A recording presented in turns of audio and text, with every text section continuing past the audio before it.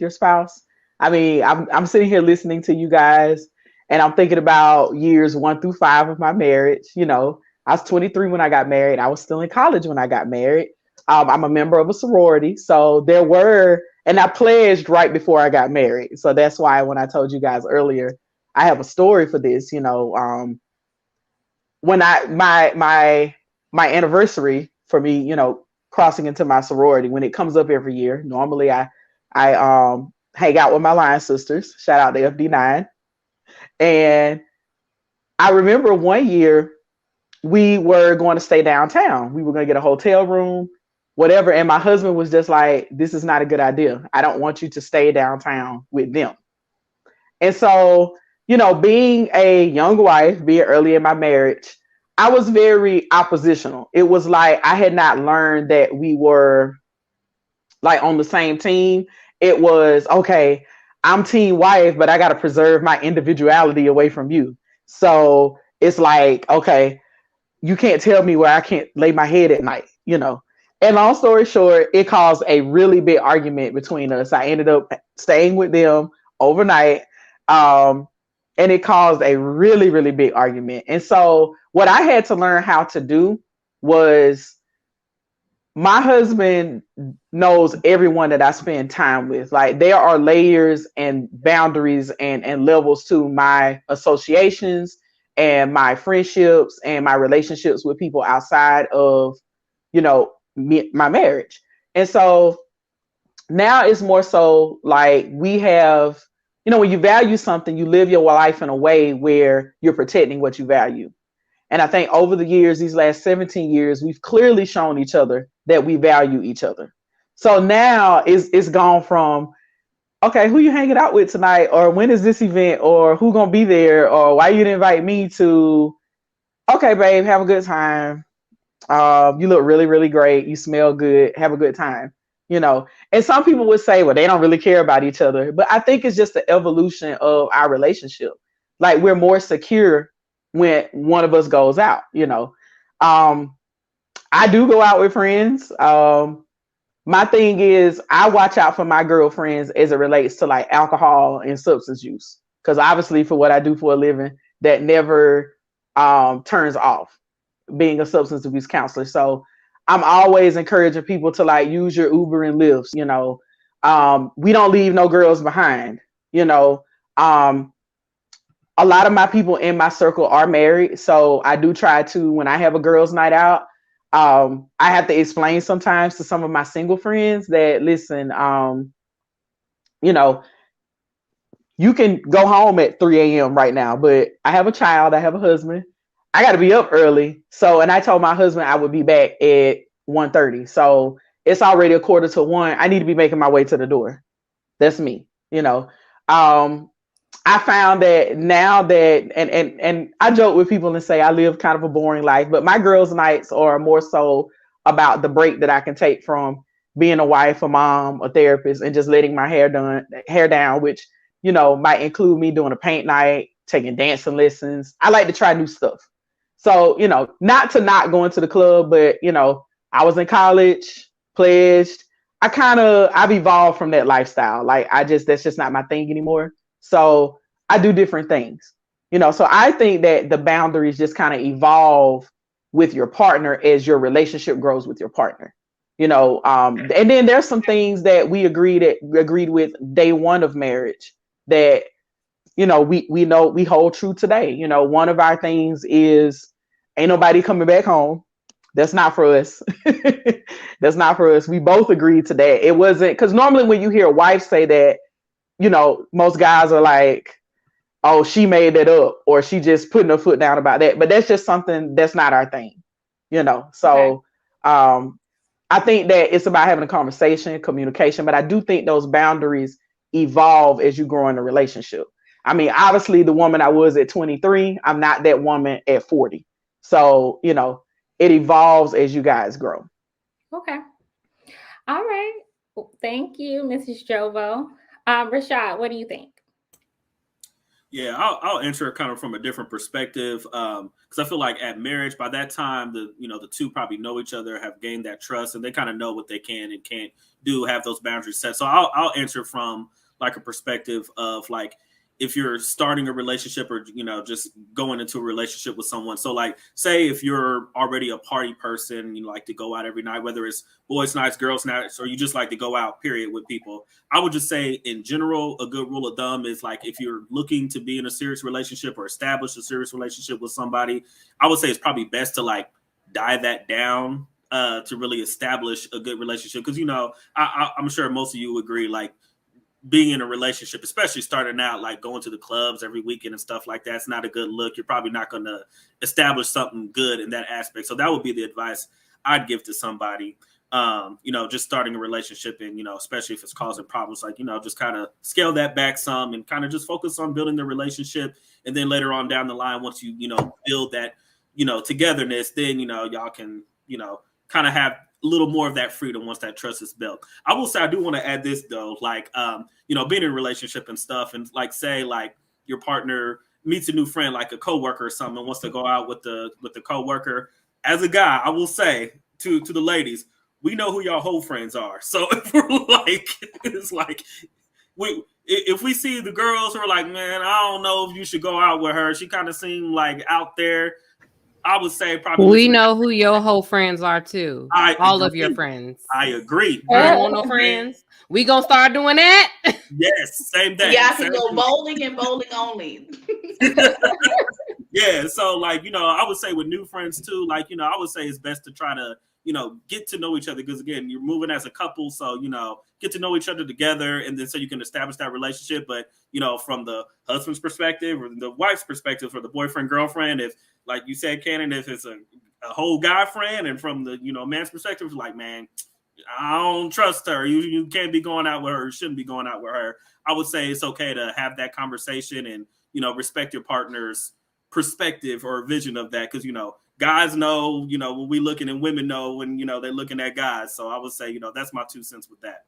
So would you not go out with your guy friend if he is a womanizer or a playboy? You just would stop yourself from going out with your guy friend? You'd be like, no, sir, I'm not going to do this. I mean, you're a womanizer. I can't be, I can't go out with you. If it's a regular thing, yeah, honestly, probably not. No, I don't mean a regular thing. I'm just saying, like you just said, if the woman got a whole friend, then you're gonna be like, nah, you can't go out with her. So do you hold yourself to the same standard? You don't go out with your promiscuous guy friends? My friends are lame, so I guess not. I don't know. I mean, I guess it would be up to my lady, if she didn't feel comfortable with it. No, it's up to you, because you said that you right. Oh, what? That's what it always is. If a girl says I don't have no whole friends, that means she's the whole friend. Everybody knows this. Stop playing with guys. Everybody knows that's exactly what it is. She said no. No, it does not. Right. Somebody in the chat says some of y'all wrong about who the hoes are. Right. Your girl might be the whole friend. Why are you talking crazy? I don't want you out with them. Why you think we hanging? Birds of a feather. Then get bamboozled. Yeah, very true. Very true. All right. So last but certainly not least, Joseph, what do you think? So I think my rule of thumb is like, whatever I'm doing in public, if I'm in a relationship, I'm reflecting you. So I have to be cognizant of how I carry myself, who I'm out with, where we're going. I think at 40, going out to the club and that stuff is not typically the guy's night out thing. We might take trips out of the country for a weekend or for a week. It looks different. Being the social person that I am, any woman that I'm with knows I got a lot of women around me at some point. Guys' night turned into all night, men and women. And being an extrovert that I am, it's like I'm communicative. So I'm going to tell you what I'm doing, who I'm with, not to I'm reporting, because I think, again, a healthy relationship is healthy communication and understanding your mate. So I think if I want to be respected when I'm there or not, I have to hold myself to that same accountability. Okay.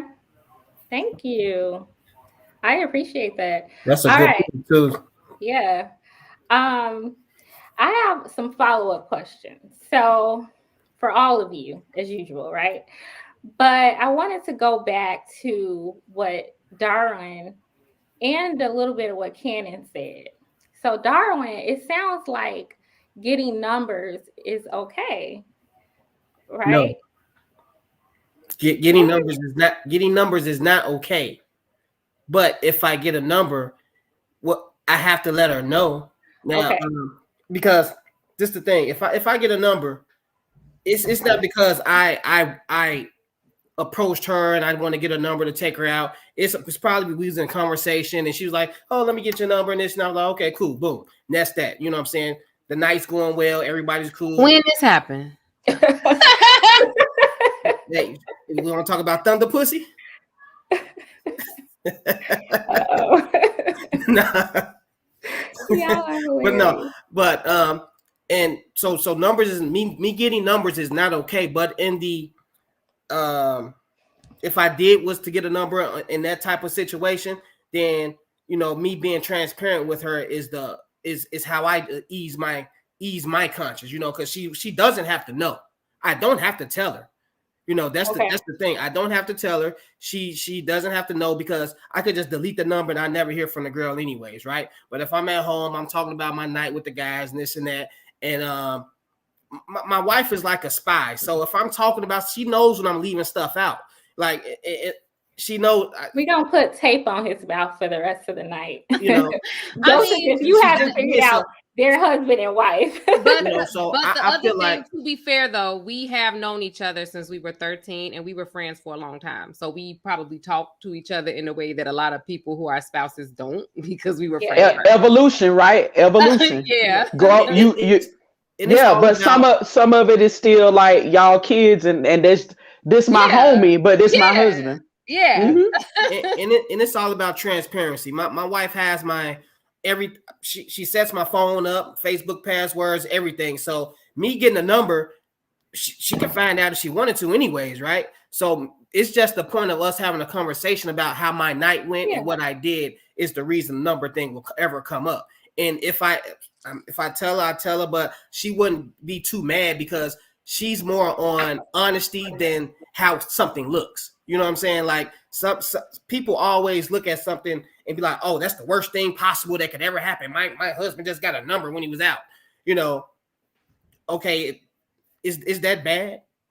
It's really not. When you look at it on the surface, it looks bad, but when you dive deep into it and why he got the number, and if you're an adult, it's plenty of reasons why a man can get another woman's number while you're out.